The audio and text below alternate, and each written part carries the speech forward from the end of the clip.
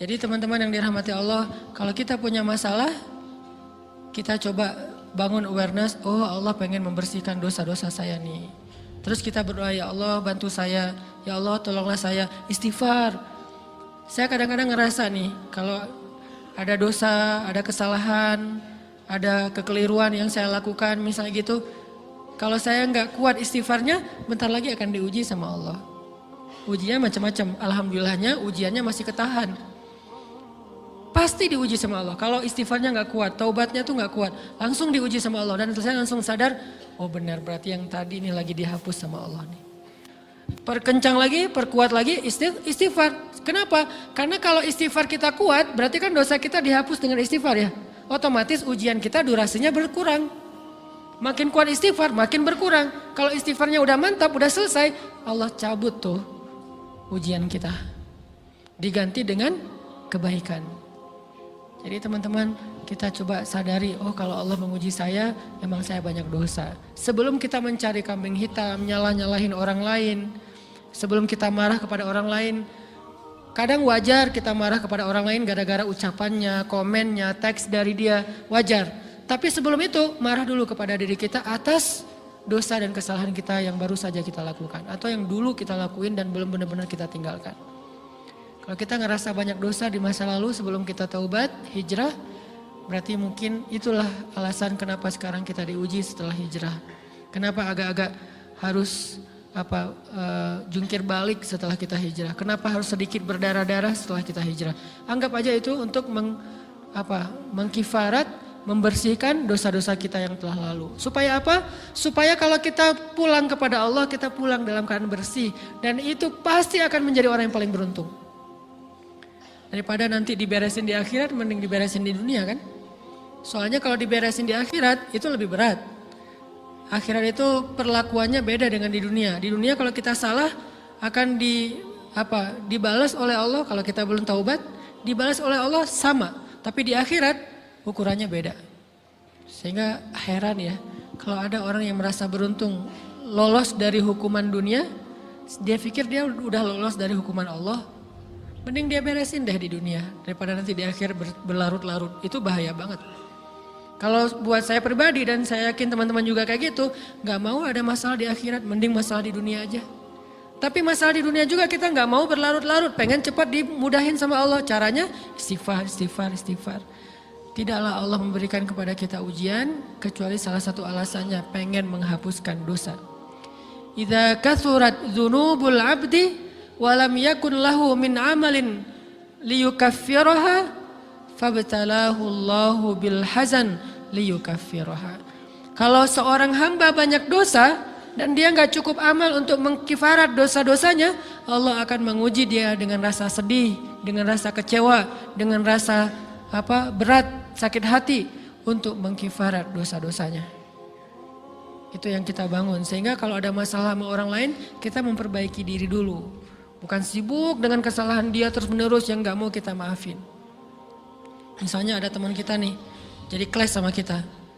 Hal pertama yang kita bangun, astagfirullahaladzim saya banyak dosa nih. Tapi kan yang salah dia, ya tapi mungkin dia gak akan mengatakan kalimat itu, gak akan bersikap kayak gitu kalau kita gak punya dosa.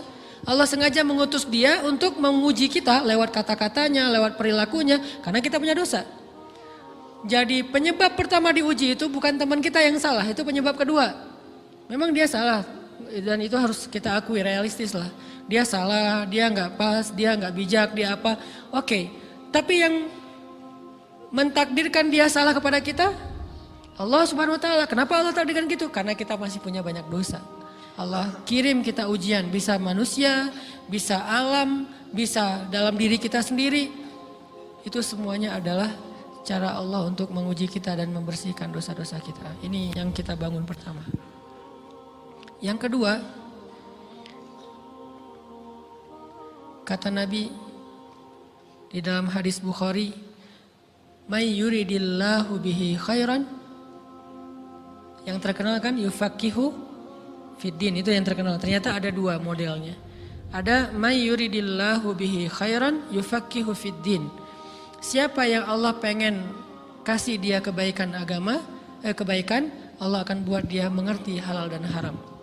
itu berarti Allah sayang sama dia. Ini satu model hadis. Ada model yang kedua, mirip redaksinya. May yuridillahu bihi khairan yusib min. Hadis Bukhari. Siapa yang Allah pengen ngasih dia kebaikan, Allah uji. Hah? Kok gitu caranya? Ternyata kayak gitu rahasianya. May yuridillahu bihi khairan, may yuridillahu bihi khairan. Siapa yang Allah pengen ngasih dia kebaikan, Allah kasih dia musibah atau ujian. Kenapa bisa seperti itu Ustaz? Fa inna ma'al usri yusra, inna ma'al usri yusra. Seolah-olah Allah bilang di dalam ayat itu, kalau kalian mau dapat kemudahan, biasanya lewatnya kesusahan dulu. Kalau kalian pengen dapat keberuntungan, biasanya dapatnya kerugian dulu. Tapi keberuntungan dan kerugiannya pasti gak sebanding. Keberuntungannya jauh lebih besar daripada kerugiannya. Kerugian itu kayak modal doang, DP. Jadi kalau kita mau dapat kejutan dari Allah, Allah kasih kita DP. DP-nya apa? Ujian. DP-nya musibah. DP-nya rasa gak nyaman. Itu DP tuh. DP terhadap apa? DP dari Allah terhadap hadiah-hadiah besar yang Allah pengen ngasih ke kita setelahnya. Cuman banyak orang yang menolak DP ini. Sama kayak kita misalnya. Kalau kita mau ngasih dia hadiah, kita kasih dia kayak kejutan dulu. Dia lagi ulang tahun nih, disiram air dulu. Setelah itu dikasih hadiah-hadiah yang mahal. Rela gak disiram air demi hadiah? Rela, udah siramin lagi aja. Kalau setelahnya ada hadiah. Yang kita gak rela, kalau setelah disiram, disuruh bersih-bersih sendiri dan gak dikasih apa-apa. Kan gak rela tuh. Berarti ini bab iman. Yakin gak kalau Allah tetap ngasih hadiah? Kan sabar dan iman itu ternyata tahu aman, kembar. Kalau kita yakin Allah ngasih hadiah setelah ngasih kita DP ujian, ya kita akan sabar. Gak apa-apa deh, bentar lagi mau dikasih hadiah, digini-giniin juga gak masalah. Dibully, diapain sama Allah, biarin aja. Ya Allah saya sabar, kan bentar lagi mau dikasih hadiah nih. Ini masalah yakin. Tapi kalau kita gak yakin, apa sih maunya Allah gitu kan. Begitu kalimat ini keluar, maka yang muncul setelahnya adalah mengeluh, berputus asa, dan gak akan sabar menghadapi ujian.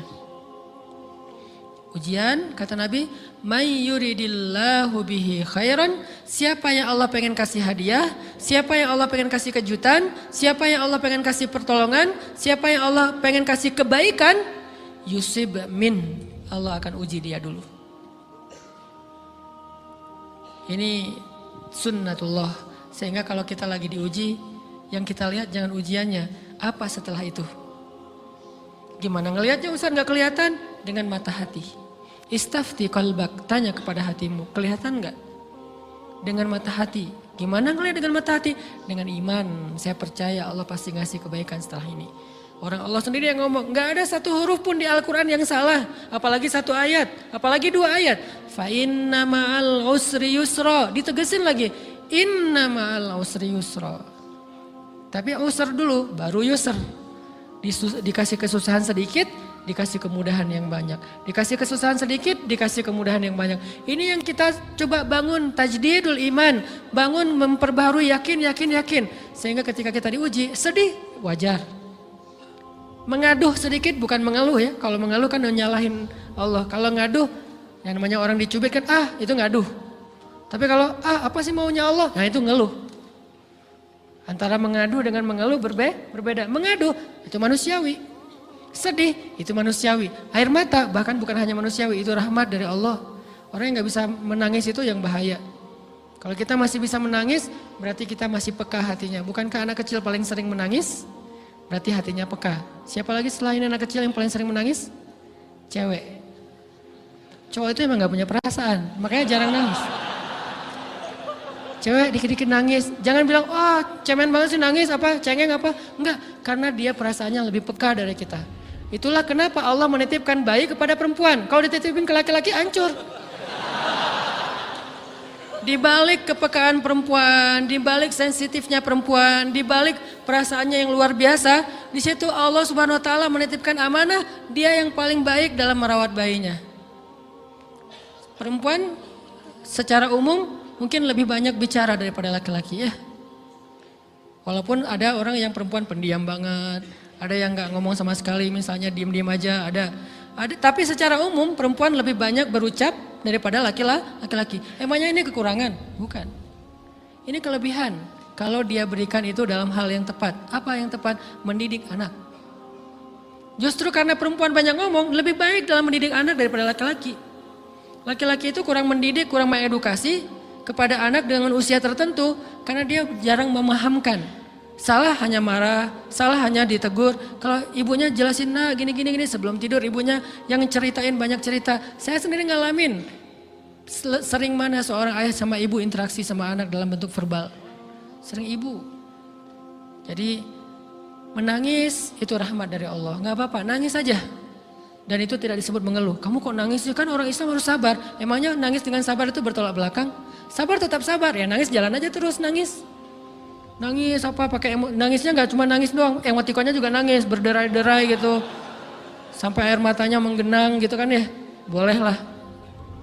Ditambah lagi dengan visual menangisnya posting bahwa dia lagi tertusuk duri dengan postingan kaktus atau apalah. Dia pengen share ke semua orang bahwa saya sedang sedih. Sehingga nanti ketika ada orang yang menghibur dia dengan sedikit kata-kata yang sabar ya segala macam, wah makin berderai-derai. Itu belum jadi, kecuali dia keluarkan kata-kata mengeluh, baru dia disebut orang yang banyak mengeluh, berputus asa. Kalau mengaduh wajar, walaupun ada nabi udah diuji berat gak mau mengaduh, apalagi ngeluh. Zakaria digergaji mengadu aja enggak. Kenapa? Karena kata malaikat kalau kamu mengaduh sedikit aja, maka Allah Subhanahu wa taala akan menghancurkan kaum ini. Dia kasihan kepada kaumnya enggak mau mengaduh. Satu-satunya orang yang kita tidak boleh mengaduh hanya orang tua. Atau itu mengeluh kalau untuk orang tua. Kalau yang lain enggak disebut mengeluh. Kalau ke teman, malas enggak apa-apa. Jangan sering-sering tapi. Apaan sih? Ke teman boleh. Tapi ke orang tua, saja itu bukan lagi mengaduh, itu sudah mengeluh. Khusus untuk orang tua. Kalau di antara manusia. Kalau kepada Allah dan Rasul, pastinya lebih dari itu. Ketika kita diam saja, tidak langsung beranjak sami'na wa ata'na labbaik ya rabbi wa sa'daik, enggak memenuhi panggilan Allah, itu sudah disebut bagian dari kufur ingkar. Tapi minimal kita mungkin masih mengaduh, kita masih menangis, kita masih lelah, kita masih merasa lemah. Setidaknya kita tidak mengeluh. Kenapa?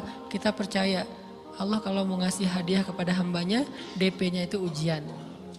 Dan yakinlah hadiahnya minimal 10 kali lipat lebih baik daripada ujian itu. Minimal, karena gak ada amal soleh yang dibalas di bawah 10 kali lipat tuh gak ada. Amal soleh, amal ya bukan niat. Amal yang udah kita kerjakan minimal dibalas 10 kali lipat. Minimal, maksimalnya bighairi hisab, tanpa batas. Bighairi hisab, tanpa batas. Ada yang 700 kali lipat kayak sedekah. Tapi tetap aja ayat sedekah di akhirnya ujung-ujungnya apa? Bighairi hisab juga kan? Berarti sedekah itu minimal dibalas 700 kali lipat. Minimal. Kalau kita yakin. Selalu syaratnya kalau kita yakin. Dan saya ngebuktiin itu banget.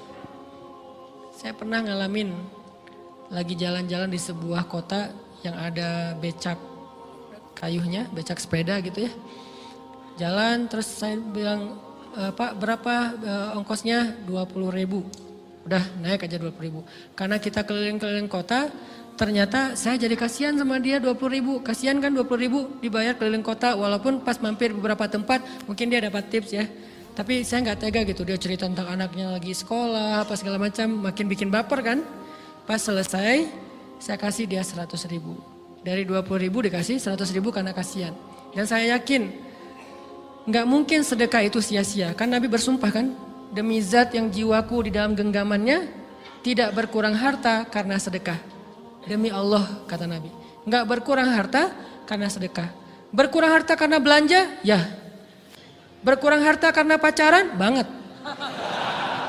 Modal banget kan? Apalagi buat cowok. Tapi berkurang harta karena sedekah? Gak mungkin kata Nabi. Demi Allah gak berkurang harta karena sedekah. Berkurang harta karena istri? Enggak. Karena memberi kepada istri itu pahalanya lebih gede daripada sedekah. Makanya ngemodalin pacaran setelah nikah itu tumbuh berkah. Modal pacaran sebelum nikah itu apes. Jadi kalau pengen modal nih, ngemodalin cewek, traktir, ngapa-ngapain, bayarin, jangan sebelum nikah. Sebelum nikah jadi orang pelit aja, nggak apa-apa. Tapi setelah nikah, jor-joran ngasih, apalagi yang, bayarin semuanya. Kenapa? Pahalanya lebih gede daripada sedekah. Bahkan lebih gede daripada infak fi sabilillah.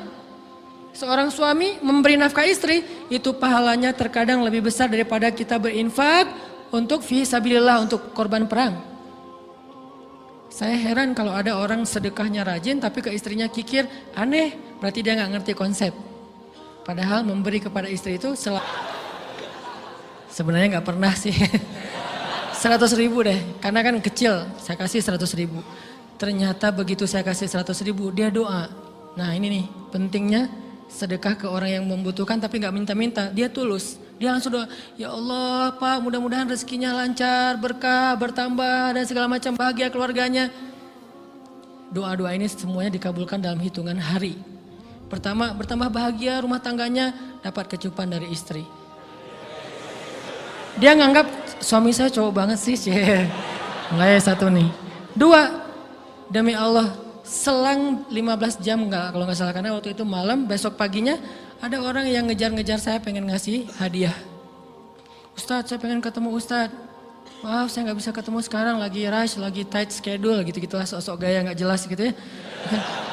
Terus Ustadz, saya pengen banget ketemu. Dia nggak ngomong pengen ketemu apa. Kalau dia bilang mau ngasih duit kan langsung saya prioritaskan kan ya. Berhubung dia nggak ngomong, ya udahlah, saya sok-sok jual mahal gitu. Tapi yang namanya rezeki kan gimana kita tolak, dia datang kan. Saya nolak. Pokoknya sebentar aja 5 menit nggak akan ganggu waktu Ustadz. Ya udah besok pagi ya pas breakfast gitu. Pakai gaya-gaya dikit breakfast. Pas breakfast, oh ya siap Ustadz. Jam berapa? Jam 8. Udah janjian jam 8. Mungkin orangnya nih dengar live streaming, Pak jazakumullah khair jaza. Makasih banyak, mudah-mudahan Allah tambahkan rezekinya. Terus beliau besok mau flight ke luar kota jam 8. Akhirnya ngubungin lagi malamnya, Pak Ustadz maaf gak bisa ketemu besok. Karena saya jam 8 itu jadwal terbang. Oh ya udah nggak apa-apa. Seneng dong saya nggak jadi ketemu kan. Tahu gitu kan nyesel saya tuh. Seneng. Besok pagi jam 6 Pak Ustadz. Alhamdulillah ternyata penerbangan saya di delay ke jam 11. Allah delay penerbangannya demi ngasih rezeki buat saya. Kan luar biasa kan. Nah, ini hikmah kepedean saya, kegeeran kepada Allah gitu. Di delay demi saya. Kan kadang-kadang GR ya di depan Allah ya. Robbi akraman kan gitu ayatnya. Allah memuliakan saya dengan istighfar tetap. Akhirnya saya bisa ketemu Ustaz. Saya nggak baca WA-nya. Terlambat baca, baru baca jam 8. Dia udah mulai agak putus asa. Kayaknya udah gak mungkin ketemu nih. Jam 8 pas saya baca, ternyata orangnya nggak di delay. Ya udah saya balas, ya udah sekarang saya tunggu ya jam 9. Maaf cuma sebentar. Nggak apa-apa Ustaz 5 menit. Datang dia. Datang ngasih apa coba? Ngasih duit 200 juta. Demi Allah, cuman berselang beberapa jam, saya tolak-tolak. Tahu gitu Pak, datang malam ini aja.